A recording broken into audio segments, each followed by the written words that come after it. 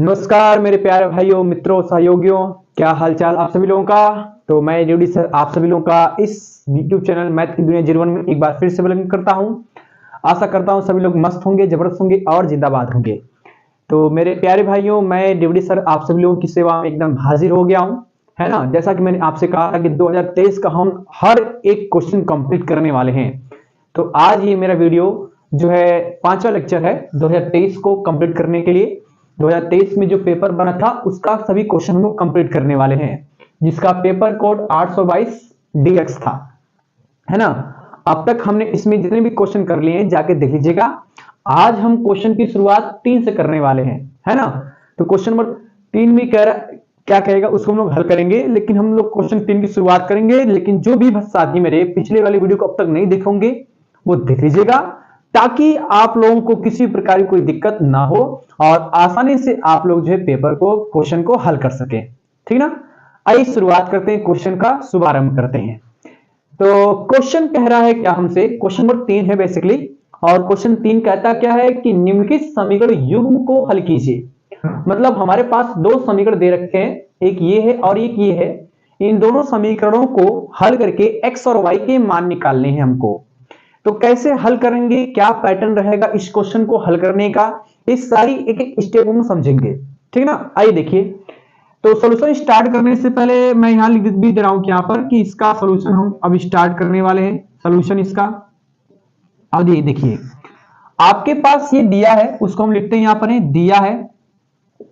आराम से हर एक चीज को बढ़िया से समझते चलेंगे। दिया है, क्या दिया है, पहला दिया है 3/x प्लस दिया है 2/y बराबर हमारे पास है 11। और दूसरा दे रखा है मेरे भाई 4/x माइनस में दिया है 5/y बराबर दे रखा है 7। अब इसको हल करने का पैटर्न थोड़ा ध्यान रखिएगा। आप देख रहे हैं 3/x है, तो 3/x को हम लोग क्या करेंगे, इसमें से 3 को ऐसे लिखेंगे, 3 कोष्टक में 1/x लिख सकते हैं भाई, क्योंकि 3 का गुणा ऊपर होगा, 3 गुणा ऊपर करेंगे तो आएगा 3/x, ये मिल जाएगा हमको। 3 को बेसिकली क्या रह जाएगी, 3 को मैंने बाहर कर लिया तो आया 3, क्वेश्चन हो गया 1/x। सेम प्रोसेस यहां भी लगाएंगे, तो प्लस में आ जाएगा आपका 2 और क्वेश्चन में आएगा 1/y बराबर हो जाएगा आपका 11 कामा। इसमें भी वही काम कर लेते हैं, 4 को बाहर करेंगे तो आएगा 1/x, फिर माइनस जाएगा 5, क्वेश्चन में आएगा 1/y बराबर आएगा 7। अब देख रहे हैं क्या कि समीकरण पहले वाले में और दूसरे वाले में दो समीकरण जो दिए थे उनमें 1/x यहां भी है, 1/x यहां भी है, 1/y भी है और 1/ यहां भी है। तो हम लोग क्या करें कि 1/x को p मान लें और 1/x को q मान लें, आसान हो जाएगा। इसके लिए मान लेते हैं यहां पर है कि माना p बराबर हमने 1/x मान लिया और एंड करके यहां पर q बराबर हमने मान लिया 1/y मैंने मान लिया। जहां पर 1/x रहेगा वहां पर p रखेंगे और जहां पर 1/y रहेगा वहां q रखेंगे तब हमारे पास क्या आएगा, जरा देखिए ध्यान से। एक तो आएगा हमारे पास, इसलिए ऐसे कर दे रहे हैं 3, ये 1/x है, 3 1/x और जहां पर 1/x है वहां पर रखेंगे p, तो आएगा 3p प्लस हो जाएगा 2 और 1/y जगह हो जाएगा q, तो 2q बराबर हो जाएगा 11। इसको आप लोग जो है समीकरण नंबर फर्स्ट मान लीजिएगा। अब देखिए ध्यान जरा, इसमें रखेंगे तो हमारे पास आएगा 4, 1/x है उसी जगह हो जाएगा p, तो 4p माइनस 5 1/y हो जाएगा आपका q बराबर में आएगा 7। इसको मान लेंगे समीकरण नंबर सेकंड। अब इन्हीं को हल करते हैं, है ना। तो समीकरण 1 और 2 लिखता हूं यहां पर। समीकरण 1 था हमारे पास कितना, 3p प्लस 2q बराबर था 11, ये समीकरण 1 था, 1 मैंने माना था। 2 था 4p और माइनस में 5q बराबर था 7, इसको मैंने समीकरण नंबर 2 माना था। अब देख रहे हैं कि इसमें हम लोग क्या करें, किसी एक गुणांक को बराबर कर लें, चाहे p वाला चाहे q वाला। p का गुणांक 3 है और 4 है, तो हम इसके गुणांकों को बराबर करने के लिए पहले वाले में 4 से गुणा कर लें और दूसरे वाले में 3 से गुणा कर लें। तो बड़ा सिंपल ये है, हम इसमें क्या करें कि 4 से गुणा कर लें और इसमें जो है 3 से गुणा कर लें, तो हमको क्या क्या मिलेगा। इसमें गुणा करेंगे तो 4 तिहाई आएगा आपके पास कितना, मैं इसलिए लिख रहा हूं यहां पर, इसलिए 12p माइनस प्लस हो जाएगा आपका प्लस 4 गुना के 8q बराबर ये हो जाएगा 11 चौके 44 हो जाएगा। ये मिलेगा हमको। उस बाद इसमें 3 से गुणा करेंगे तो आएगा आपके पास कितना, ये हो जाएगा 4 तिहाई 12p माइनस 5 तिहाई हो जाएगा 15q बराबर हो जाएगा 7 त्रिके 21, ये मिलेगा। अब मेरे भाई इसको हम लोग घटा दें तो ये माइनस ये प्लस ये माइनस हो जाएगा, लिख देंगे यहां पर क्या, घटाने पर। हम विलोपन विधि का प्रयोग कर रहे हैं, ठीक ना, घटाने पर। तो ये आएगा माइनस प्लस फिर माइनस, इससे कट जाएगा। अब यहां पर क्या होगा कि जुड़ सकता आपका है, ये जुड़ सकता है आपका 8q और 15q, ये जुड़ेगा तो आपका आएगा 23q बराबर, ये 44 में से 21 घटाएंगे तो ये भी आएगा आपका 23, 23 से 23 कट जाएगा, मतलब q बराबर में आपका आएगा 1। ये मैंने q का मान निकाल लिया। इसी प्रकार q का मान रख करके हम समीकरण 1 में चाहे 2 में रखेंगे तो p का मान मिल जाएगा, है ना। p का मान लिखते हैं यहां पर, है लिखेंगे यहां पर क्या, q का मान समीकरण, q का मान समीकरण 1 में रख देते हैं, 1 में रखने पर। अब रखेंगे 1 में तो हमारे पास क्या मिलेगा, देखिए ध्यान जरा, ये मिलेगा हमको कितना, 3p प्लस हो जाएगा 2 गुणे q था, q का मान रखेंगे 1 तो आएगा 2 गुणे 1 बराबर हो जाएगा 11, फिर आएगा 3p बराबर जाएगा 11, ये प्लस हो जाएगा माइनस में 2, फिर आएगा 3p बराबर बचेगा 9। इट इंप्लाइज दैट p का मान निकालेंगे तो 3 तरीके 9, p का मान मेरे भाई आ जाएगा 3। लेकिन हमें एक्चुअली में x और y का मान निकालना है, और मैंने p बराबर माना था 1/x, q बराबर मैंने माना था 1/y, तो जहां पर p है वहां पर 1/x और जहां पर q वहां पर 1/y रख देंगे। तो जब रखेंगे तब हमको क्या मिलेगा, देखिए जरा, पहले जहां p है वहां पर रखेंगे 1/x रखेंगे तो आएगा आपके पास 1 में x बराबर हो जाएगा 3, सॉल्व करेंगे तो x का मान हमारे पास आएगा 1 में 3, ये आपको मिल जाएगा, है ना। उसी प्रकार जहां पर q वहां पर रखेंगे 1/y, तो ये आएगा 1 में y बराबर हो जाएगा 1, तो y का मान हल करेंगे आयत आपके पास 1 ही मिलेगा। तो हम ये कहेंगे क्या, अतः समीकरणों का या समीकरण युग्म का हल, समीकरण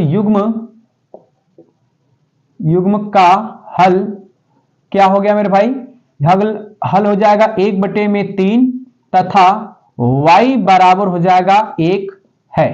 इतना लिख के छोड़ देंगे, आपको पूरा नंबर मिल जाएगा। तो ये क्वेश्चन था, और ये क्वेश्चन जो है मेरे ख्याल से मेरे भाई 6 नंबर का था। बहुत बढ़िया सवाल था ये, 6 नंबर का ये सवाल था, बहुत अच्छा सवाल था, आसान था भी। तो उम्मीद होगी कि आई होप ये क्वेश्चन आप लोग समझ में आया होगा। अब मैं इस क्वेश्चन में डालने के बाद अगले बढ़ता हूं, लेकिन हाँ इसी क्वेश्चन 3 में और करके अथवा करके एक और क्वेश्चन था, तो मैं उसको भी कंप्लीट कर रहा हूं, अथवा वाला भी, क्योंकि हमें पढ़ना सब है।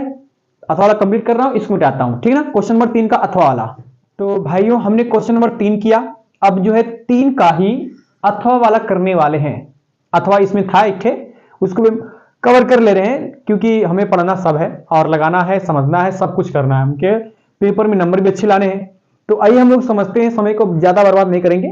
ये कह रहा है कि एक भिन्न 1/3 हो जाती है जब उसके अंश में 1 जोड़ दिया जाता है, ठीक है, बढ़िया समझ में आ रहा है। ये कह रहा है कि वह 1/4 हो जाती है जब हर में 1 घटाया जाता है, तो वह भिन्न ज्ञात कीजिए। हमें भिन्न पता करना है, तो शांति से चुपचाप पहले मान लेना कि माना वह भिन्न x/y है। भिन्न का मतलब जो अंश बटा हर के रूप में हो, है ना। तो मान लेते हैं इस चीज को, मान लिया जाए कि माना वह भिन्न, ये इसे मान लिया जाए ना, माना वह भिन्न हो जाएगा हमारे पास क्या, x/y है, ये मैंने मान लिया, ठीक है जी। अब भिन्न मैंने मान लिया x/y है, तो अब उसके बाद प्रश्न क्या कह रहा है, जरा देखिए ध्यान से। प्रश्न हम लोग चलते हैं आगे प्रश्नानुसार। प्रश्न कहता क्या है कि एक भिन्न जो है, एक भिन्न 1/3 हो जाती है, मतलब यही भिन्न आपकी x/y मैंने माना था, ये भिन्न आपकी 1/3 हो जाती है। कब हो जाती है, जब उसके अंश में 1 जोड़ दिया जाता है, मतलब ये अंश है और ये हर है, इसमें 1 जोड़ेंगे तो यह भिन्न आपकी 1/3 में बदल जाएगी, ये कहना चाहता है। तो आइए जोड़ते हैं, देखिए ध्यान जरा। ये कह रहा है कि x प्लस x/y था, लेकिन जैसे ही अंश में हम 1 जोड़ते हैं, मतलब x में 1 जोड़ेंगे तो भिन्न आपका 1/3 बन जाएगा। ये प्रॉपर कहने का मतलब ये है। अब इसी को हम लोग थोड़ा सरल कर लेते हैं, इसका इसमें 3 गुणा करेंगे तो हमारे पास क्या आएगा, जरा देखिए यहां से, ये आएगा 3x प्लस में 3 बराबर हो जाएगा y, इट इंप्लाइज दैट, फिर आएगा 3, ये माइनस में y बराबर आएगा -3, इसको मान लेंगे समीकरण नंबर फर्स्ट। इतना मैंने काम कर लिया। अब उसके बाद फिर से एक प्रश्न कह रहा है, क्या मैं लिख रहा हूं यहां पर, क्या पुनः प्रश्नानुसार, फिर से हम लोग प्रश्न के अनुसार चलेंगे, पुनः प्रश्नानुसार, और फिर से जब प्रश्न के अनुसार चलेंगे तो क्या होगा हमारे पास, देखिए ध्यान से, ये कह रहा है कि वह मतलब किसकी बात हो रही, भिन्न की बात हो रही, और भिन्न हमने जो है x बटा y माना है ना। तो ये 1/4 हो जाती है, कब हो जाती है, जब उसके हर में 1 घटाया जाता है, ठीक है ना, घटाते हैं। भिन्न हमारे पास था x बटे में y था, और इसके हर में जो है 1 घटाया जाता है, 1 घटाया जाता है, तो यह 1/4 हो जाती है, मतलब 1/4 बन जाती है। फिर से वही काम, फिर ये गुणा करेंगे तो हमारे पास आएगा 4x बराबर जाएगा y -1, उधर भेजेंगे तो कितना आएगा, जरा देखिए ध्यान से, ये आएगा 4x माइनस वाई बराबर जाएगा -1, इसको मान लेंगे समीकरण नंबर 2। अब मैं समीकरण 1 और 2 को एक साथ लिखता हूं, यहां पर लिखेंगे समीकरण 1 और 2 से, ये लिखा जाता है यहां पर है।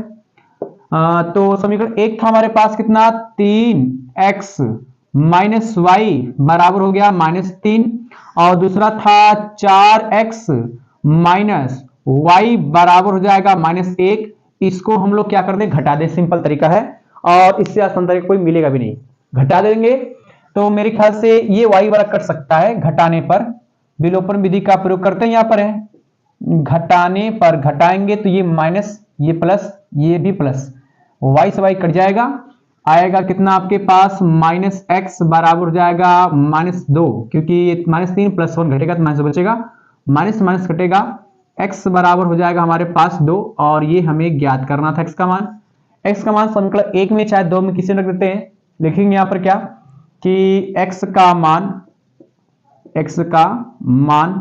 समीकरण,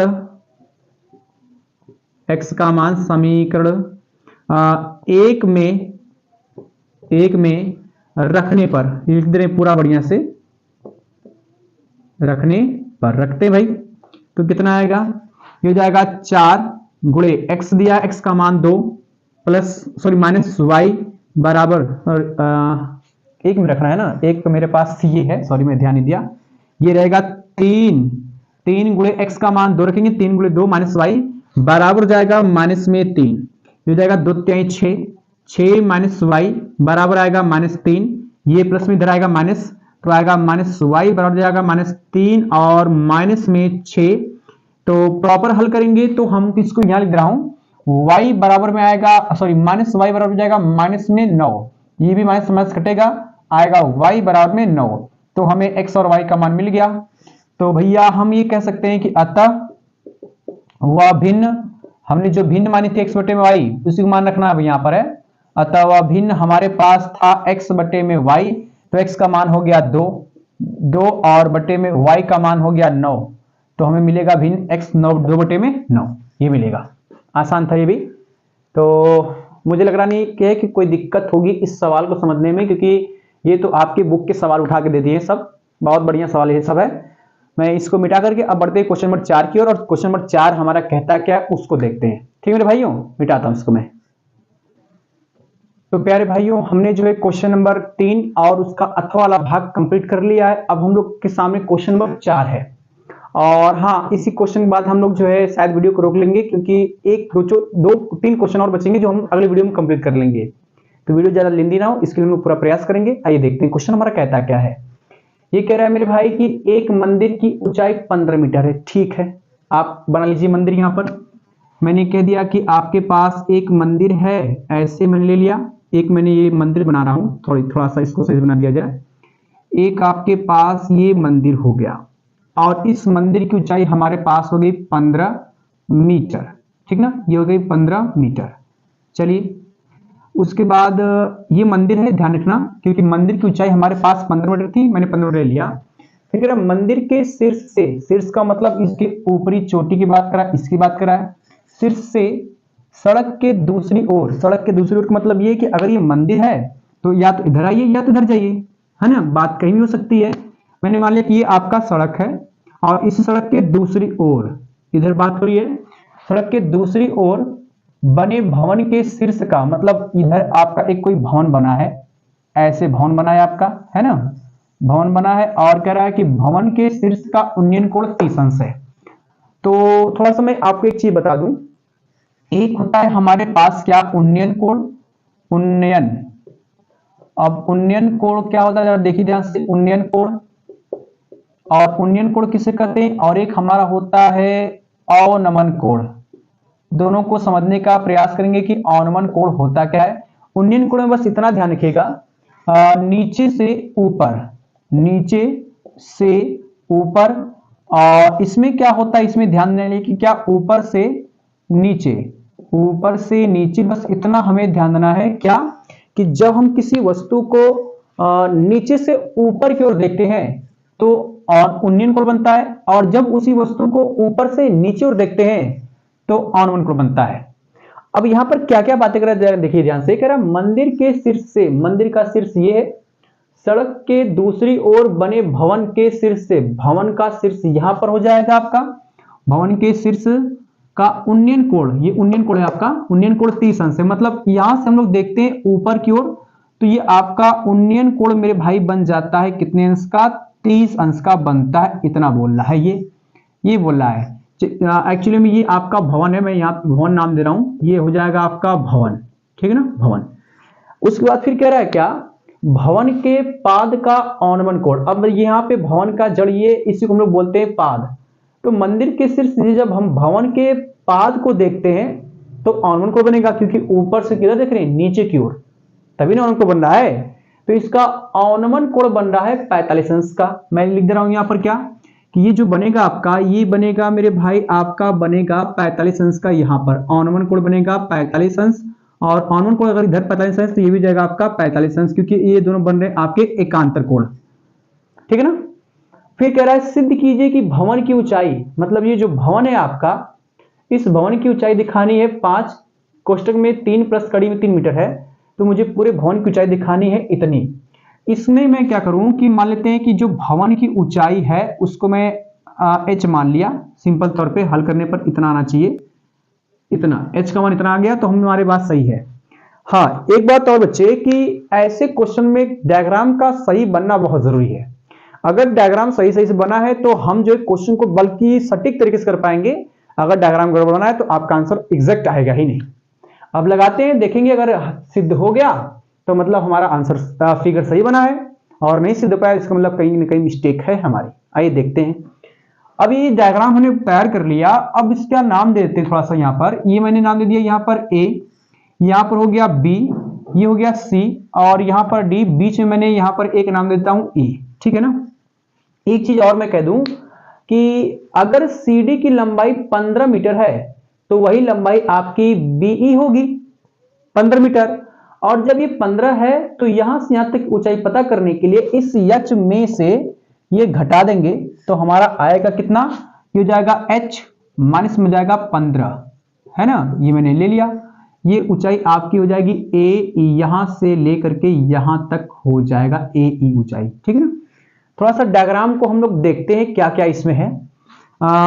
मैं ये कह दूं चित्रानुसार, चित्र में हमने जो जो बनाया है अब तक, या थोड़ा सा एक काम ये किया जाए कि मान लीजिए जो भवन है इसकी ऊंचाई हम लोग h मान लेते हैं, माना भवन की ऊंचाई, भवन की ऊंचाई, और भवन की ऊंचाई मेरे भाई क्या मानी गई है, h मीटर मान लिया जाए, h मीटर है, ये मैंने मान लिया भवन की ऊंचाई। अब उसके बाद चित्र अनुसार चलते हैं, चित्रानुसार चलेंगे तो चित्रानुसार हमारे पास जो जो पहले माना गया उसको लिख लेते हैं। CD है दिया है, CD की लंबाई आपकी 15 है, लेते हैं यहां पर 15, तो हो जाएगा हमारे पास क्या, CD बराबर हो जाएगा आपका 15 मीटर, ठीक है। उसके बाद इस AB की लंबाई हमने ले ली h, तो आएगा हमारे पास AB बराबर हो जाएगा h।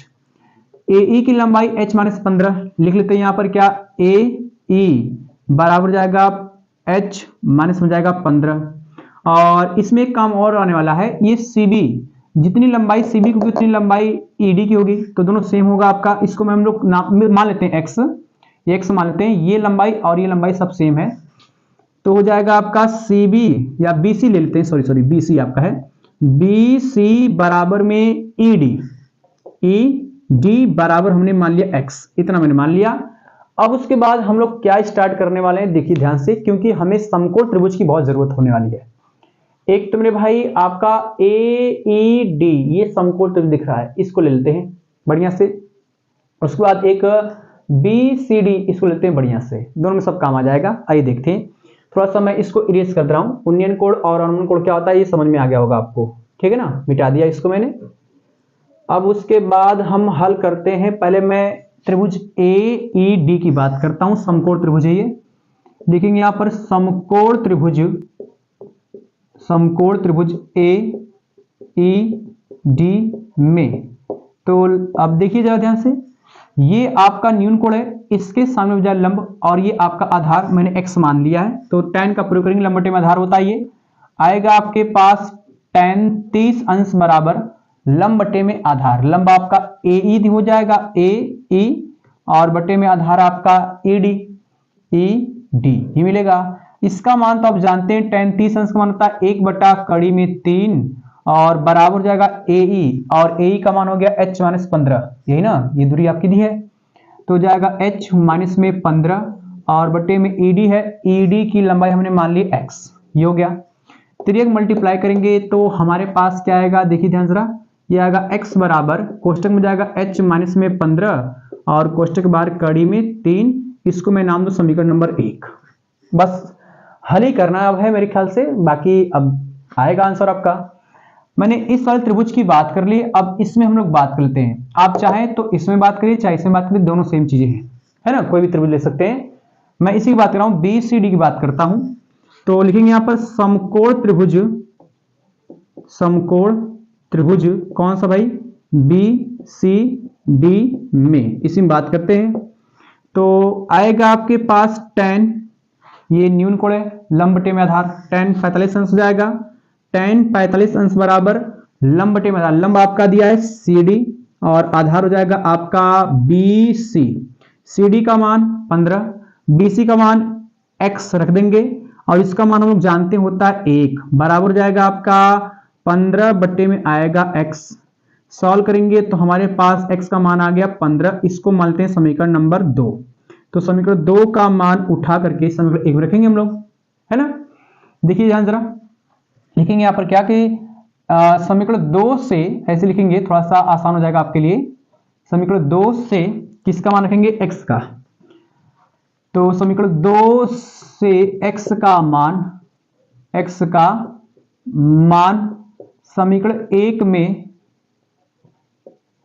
समीकरण 1 में रखने पर, आइए रखते हैं मेरे भाई, क्या क्या आएगा देखिए ध्यान जरा।